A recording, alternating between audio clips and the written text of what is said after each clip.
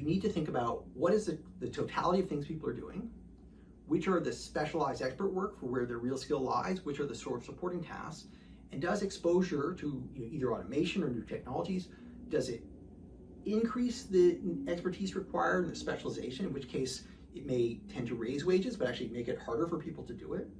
Or does it take away the skilled work, the expertise, in which case it will tend to lower wages, but perhaps it'll create new opportunity?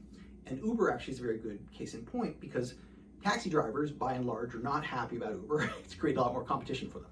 On the other hand, the people who do Uber are often doing something better than they previously would have done, right? It's opened a new type of opportunity. So it creates more competition for the incumbent experts.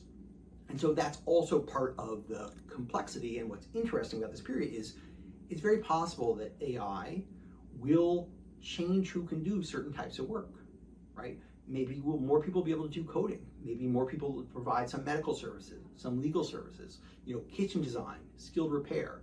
Now, if you're a person who does that work, you're like, I don't want that. I don't want anyone to be able to do what I do, right? What I do is really specialized.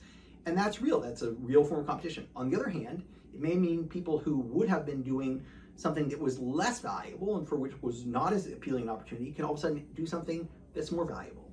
So when we think about how we're going to use this technology, how it's going to change the nature of work, we shouldn't just think about who is exposed, but how it changes what you need to know and who can do it.